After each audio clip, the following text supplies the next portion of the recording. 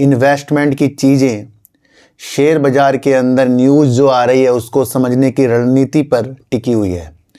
कोई भी खरीदने बेचने टिप्स टेलीग्राम व्हाट्सएप ग्रुप पर बिल्कुल भी नहीं है। अलग अलग तरीके से कि ये सेंसेक्स यहाँ जाएगा, निफ्टी यहाँ जाएगी। भैया निफ्टी बैंक निफ्टी कहीं जाए हमारी तरफ से, हमें उसमें उलझना ही नहीं है।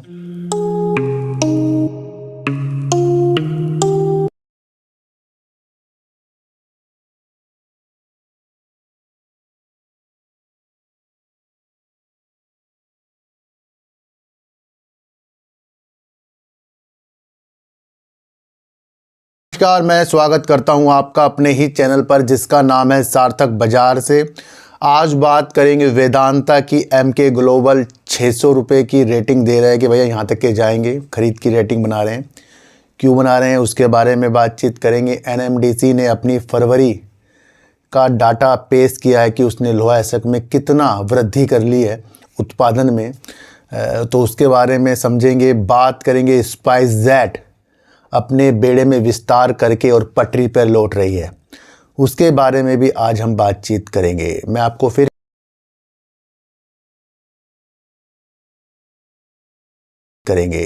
फिर कह रहा हूँ, मेरी वीडियो बनाने का माध्यम न्यूज़ बेस है। फिर भी कुछ लोग कमेंट करते हैं अलग अलग तरीके से कि ये सेंसेक्स यहाँ जाएगा, निफ्टी यहाँ जाएगी। भैया निफ्टी बैंक निफ्टी कहीं जाए हमारी तरफ से, हमें उसमें उलझना ही नहीं है। कई बार लोग कहते हैं कि 17,000 तक के आ जाएगी, कोई कह रहा है 21,000 आ जाएगी। इस चक्रों में ना हम पड़े हैं और ना हमारे देखने वाले हैं। हमारी शेयर बाज़ार की journey news base long term investment की चीज़ें, शेयर बाज़ार के अंदर न्यूज़ जो आ रही है उसको समझने की रणनीति पर टिकी हुई है। कोई भी खरीदने बेचने टिप्स टेलीग्राम व्हाट्सएप ग्रुप पर बिल्कुल भी नहीं है। मैं आपको इतनी सी एक बात बता दूं, क्योंकि कुछ लोग जब इस गिरावट में जो 5 महीने से लगातार हो रही है उसमें विचलित से हो रहे हैं और वो वीडियो बनाने के माध्यम को अलग अलग तरीके से ले रहे हैं। तो हमारा माध्यम क्या है? न्यूज़ बेस है। जब क्रिकेट का मैच होता है ना, जैसे अभी पाकिस्तान और इंडिया का मैच था, तो दोनों टीम को पता था कि हम जीत भी सकते हैं हार भी सकते हैं, और उस दौरान कौन सी चीज़ में वो आउट होंगे, कौन से में वो रन बनाएंगे, वो रणनीतियाँ उनको बिल्कुल भी नहीं पता होती। वो क्या करते हैं, जब वो बॉल उनके पास आती है उस अनुसार वो चीज़ें करते हैं। अब उसमें वो आउट भी हो सकते हैं, छक्का भी मार सकते हैं, चौका भी लगा सकते हैं, एलबीडब्ल्यू भी आउट हो सकते हैं, एलबीडब्ल्यू होता है शायद, उसमें भी आउट हो सकते हैं, या वो बॉल नो हो सकती है। अलग अलग चीज़ों के साथ हैं, उनको चोट भी लग सकती है। एम्पायर जो भी बताएगा उनको वो मानना पड़ेगा। वो सारे नियम उन टीम वालों को पता होते हैं। पर जब हम अपने शेयर बाजार के अखाड़े में मैदान में उतरते हैं तो एक गिरावट वाली जो चीज़ है उसे क्यों भूल जाते हैं? भैया गिरावट हमेशा साथ लेकर हमें चलनी है। वो आपको उछाल के अंदर भी संयम प्रदान करेगी। जिस व्यक्ति के अंदर गिरावट को नहीं समझना, धैर्यता, अलग अलग रणनीतियां, फ्यूचर न्यूज़, किसी की बातों में ये सारी चीज़ें सबको समझना पड़ता है, उस अनुसार आपको इसके अंदर कदम रखना पड़ता है। काफ़ी लोग कहते हैं सिप अच्छी है, काफ़ी लोग कहते हैं म्यूचुअल फंड में सिप लगाओ वहाँ बहुत अच्छा है। तो म्यूचुअल फंड करने से पहले आपके सामने एक चीज़ आती है, चेतावनी। जोखिम के अधीन है निवेश की चीज़ें। क्यों आती हैं? उनके पास तो बहुत बड़ी बड़ी टीम है, वहाँ हम नहीं उलझ लेंगे क्योंकि उन्होंने पहले ही बता रखा है। सब पहले बताकर चलते हैं नियमों को, तो नियम की चीज़ों के अनुसार वर्क करना है। गिरावट हो रही है, चीज़ों को समझना पड़ता है। बहुत से लोग इन चीज़ों में उलझ रहे हैं। तो गिरावट की पार्ट को हमेशा याद रखो, और जो व्यक्ति गिरावट के पार्ट को भूलता जाएगा वो हमेशा समय समय पर धोखा खाता जाएगा और अपनी मनी को कम करता ही जाएगा। मैं आपको इतनी से एक बात बता दूं,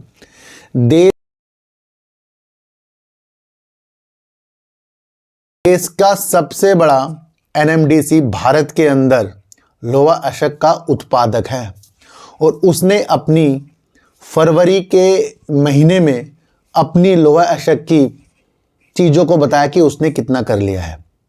पिछले साल इसी महीने फरवरी में एनएमडीसी ने लोहा अशक का उत्पादन जो किया था वो करीब 3.92 मैट्रिक टन तक किया था। इस फरवरी में 2025 में कंपनी ने करीब 4.62 मैट्रिक टन तक अपनी वृद्धि कर ली है। करीब 18% की वृद्धि लोहा अशक के उत्पादन में एनएमडीसी ने कर ली है। यहाँ से बाजार के अंदर शेयरों के अंदर गिरावट और उछाल की नीतियाँ नहीं हमें समझनी है। हमने उस वृद्धि को देखा जिस वृद्धि में कंपनी ने पिछले साल से इस बार अपनी तुलना को बहुत बेहतरीन तरीके से किया है। वर्तमान में कंपनी पूरी तरह से मशीनीकृत खदानों से लगभग 35 मिलियन टन लोहा अशक का उत्पादन करता है। कौन करता है? एनएमडीसी करता है। तो भैया इसने अपने फरवरी के डाटे बताकर अपनी लोहा अशक की बढ़ोतरी के साथ अपनी रणनीतियों को हमें बताया। तो इस जैसे ये 3 मशीनीकृत अपनी खुदाई करता है जहाँ से वो अपना लोहा अशक निकालता है, तो 2 तो इसकी खदानें छत्तीसगढ़ में इस तरीके की और एक कर्नाटक की तरफ है जहाँ ये अच्छे खासे वर्क अच्छी तरीके से करता है।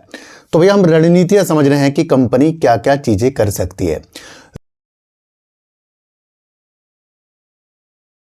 वेदांता के हाल ही के अंदर जो अनिल अग्रवाल जी ने अपनी कंपनी के व्यवसाय को कारोबार को अलग अलग रणनीतियों के साथ करने की मन बनाया, ये काफ़ी महीनों से चलता आ रहा था और इस पे वेदांता की नीतियां अपने कारोबार को अलग अलग करके अपने ग्रुप के अंदर बड़ी वृद्धि की संकेत देख रही थी।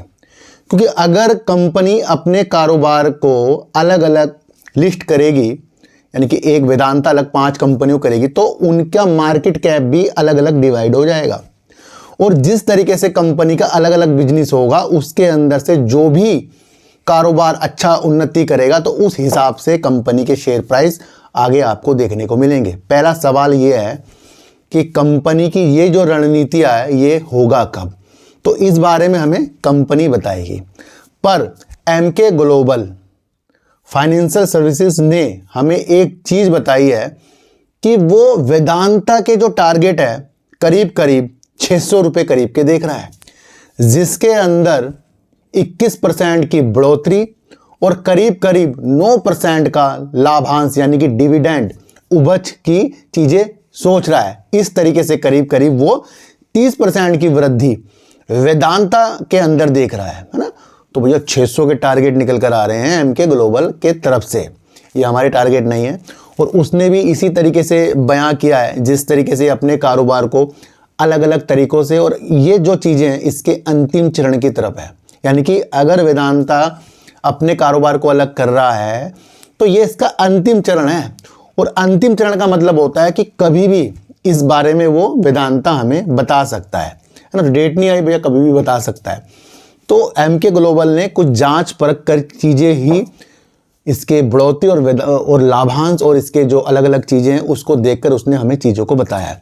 तो 600 रुपये के टारगेट एमके ग्लोबल की तरफ से आए। देखो जो भी टारगेट आ रहे हैं, जो भी मैं अगर वीडियो के अंदर किसी बड़े बड़े ब्रोकरेज फर्म बड़े बड़े फर्म की तरफ से जो भी टारगेट आते हैं, हम उस नीतियों को समझते हैं किस द्वारा उसने वो चीज़ें की है। हमें 600 से नहीं मतलब, हमें 300 से नहीं मतलब। अब टारगेट आ रहे हैं किस वजह से दे रहे हैं, उन नीतियों को आपको समझकर चलना पड़ेगा। इसलिए मैं कह रहा हूँ कि कभी कभी तो कुछ ऐसे ऐसे शेयरों में भी टारगेट आ जाते हैं, वो भी पूरे नहीं होते, और कभी कभी कुछ शेयरों में ऐसे आ जाते हैं कि नीचे के टारगेट वो ऊपर ही भाग जाते हैं। तो यहाँ पता किसी को कुछ नहीं होता, पर चीज़ों को समझना पड़ता है कि कंपनी अपनी विस्तार की योजना के साथ क्या कर रही है। और इसी विस्तार की योजना के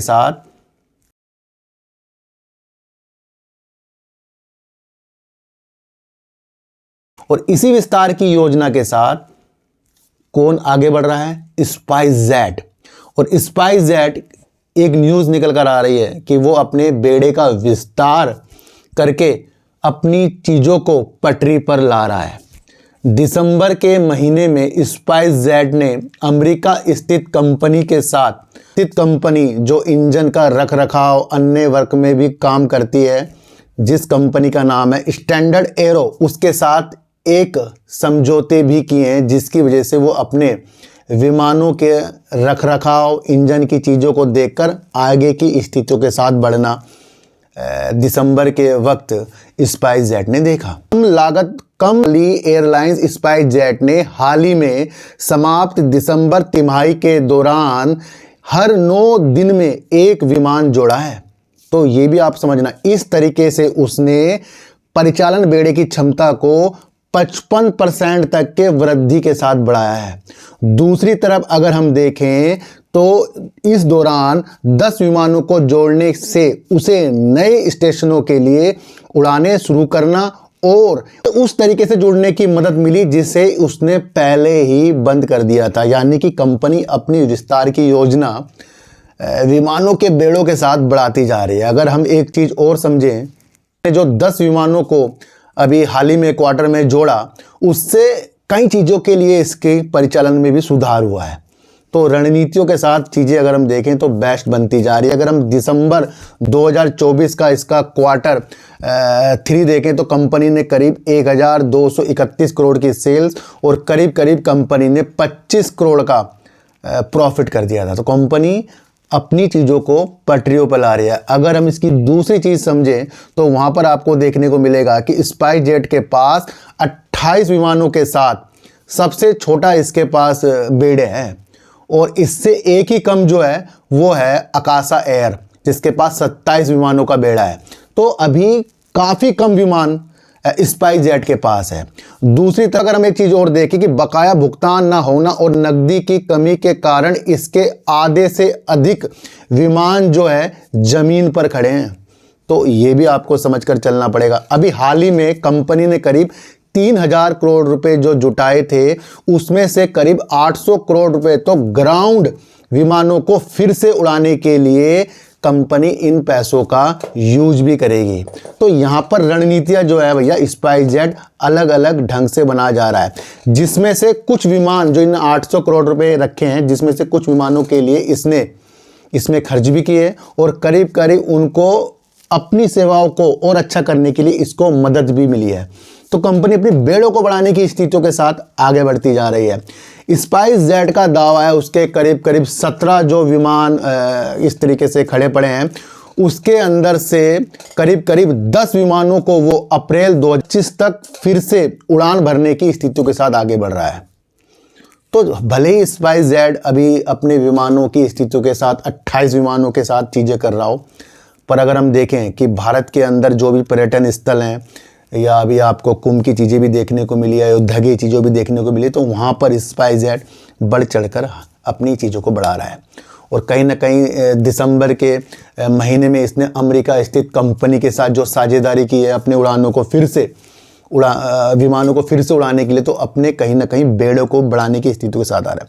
यहाँ पर क्या आपको समझ में आ रहा है? देखो सर, कंपनी के पास आपको पता है कि काफ़ी खर्चा भी है। अगर हम एक चीज़ देखें तो कंपनी का जो रिजर्व है ना भैया, वो भी माइनस में चल रहा है, जो करीब 1240 करोड़ का है। अगर हम उधार कंपनी का देखें तो वो है करीब करीब 5018 करोड़ रुपए करीब का। तो ये भी आपको अब अगर हम इसका दिसंबर 2024 का शेयर होल्डिंग पैटर्न देखें, जहां पर प्रमोटर आपको देखने को मिलेंगे 29.14%, एफआईज आपको देखने को मिलेंगे 15.76% और डीआईज आपको देखने को मिलेंगे 7.57% और पब्लिक आपको देखने को मिलेगी 47.55%। तो कंपनी के अंदर पब्लिक ज़्यादा से ज़्यादा बनी पड़ी है। अगर हम तीनों होल्डिंग देखें, प्रमोटर, एफआईज, डीआईज, उनसे कहीं ज़्यादा आपको 47.55% की इसके अंदर पब्लिक देखने को मिलेगी। कंपनी कर क्या रही है? कंपनी अपने में सुधार कर रही है। कंपनी अपने बकाया भुगतानों की चीज़ों के लिए आगे बढ़ रही है। अभी हाल ही में आपको देखने को कुछ महीने पहले भी मिला, जहाँ पर कंपनी ने सेटलमेंट भी किए हैं, जिनको कंपनी के द्वारा कुछ कोर्ट की चीज़ों के साथ भी आगे बढ़ना पड़ा। उन कंपनियों के साथ भी कंपनी ने सेटलमेंट भी कर लिए हैं। तो कंपनी अपनी नीतियों को तो आगे बढ़ाने की स्थितियों के साथ है। जब कोई कंपनी, मैं आपको एक चीज़ बताऊं, जब कोई कंपनी ज़्यादा कर्जों में फंसी हुई हो पर उसका बिजनेस बहुत अच्छा हो और वो उन चीज़ों के लिए अच्छी अच्छी चीज़ें हमें बता रही हो न्यूज़ के द्वारा, तो हाल ही में और कुछ महीनों के अंदर भी उनके अंदर कुछ भी इतनी जल्दबाजी की स्थिति हमें नहीं देखनी चाहिए, क्योंकि कंपनी उस चीज़ से उभर रही है जिस चीज़ के अंदर वो फंसी हुई थी।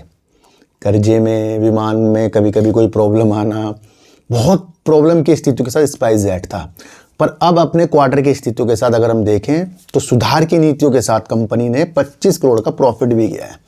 पर अगर एक चीज़ और हम देखें तो साल दर साल कंपनी की सेल है वो भी कम स्थितियों की तरफ है। और अगर अब कंपनी कह रही है कि वो अब इस तरीके से अपने 10 को करीब 10 विमानों को फिर से उड़ाने की चीज़ों के साथ आएगा जो अप्रैल 2025 तक होगा, तो वो नीति अभी हमें समझकर चलनी पड़ेगी। इसलिए उन संकेतों के साथ आपको समझना चाहिए कि जब कोई कंपनी विस्तार की चीज़ें बता रही हो और वो फंसी हुई हो, मतलब कि कर्जों में, चीज़ों में, तो जल्दबाजी उन चीज़ों के साथ हमें नहीं करनी चाहिए। तो ये आपको समझकर चलना पड़ेगा। NMDC ने अपने लो एशक का जो उसने साल दर साल अपनी नीतियों को बेस्ट किया है वो करीब 18% का इसने किया है। तो ये भी आपको समझकर चलना पड़ेगा। वेदांता 600 रुपये के टारगेट MK ग्लोबल के आ रहे हैं, हमारे नहीं है। और वो क्यों आ रहे हैं वो सारी चीज़ें मैंने आपको बता दी। स्पाइसजेट अपने विमानों के बेड़ों को बढ़ाने की स्थितियों के साथ, दूसरा ये पटरी में आने की स्थितियों के साथ है। तो उन नीतियों को भी मैंने आपको समझाया। तीसरा आपको समझना है कि खेल के मैदानों में जब हम उतरें तो उसके सारे नियम हमें पता लगने चाहिए, और जब हम वो खेलते हैं वो चीज़ें होती जाए तो उसको हमें स्वीकार करना चाहिए। किसी को भी खरीदने बेचने की नीतियाँ मेरे चैनल पर बिल्कुल भी नहीं है। मैं आपको इतनी सी एक बात बता दूं। आज की वीडियो आपको कैसी लगी एक बार मुझे ज़रूर बताना। खरीदने बेचने की नीतियाँ, टिप्स, टेलीग्राम, व्हाट्सएप ग्रुप, बिल्कुल भी मैं इस पर वर्क नहीं करता, और ना ही आज तक के मैंने इस तरीके की चीज़ें की है, और ना ही मेरा कोई व्हाट्सएप ग्रुप और टेलीग्राम ग्रुप आज तक मैंने बनाया है। तो आप ये समझ कर चलना। तो सर सच्ची वीडियो देखिए, अच्छी वीडियो देखिए, समझ कर देखिए। किसी की भी बातों में आपको आना नहीं है, चाहे मैं ही क्यों ना हूँ। तो चींटी को आटा दीजिए, गाय को रोटी दीजिए, और अपने बच्चों को ज़्यादा से ज़्यादा प्यार कीजिए, क्योंकि बच्चे ही आपकी मासूमियत से किस्मत पलटेंगे। तो फिर मिलेंगे आपसे नई वीडियो के साथ। जब तक के लिए नमस्कार।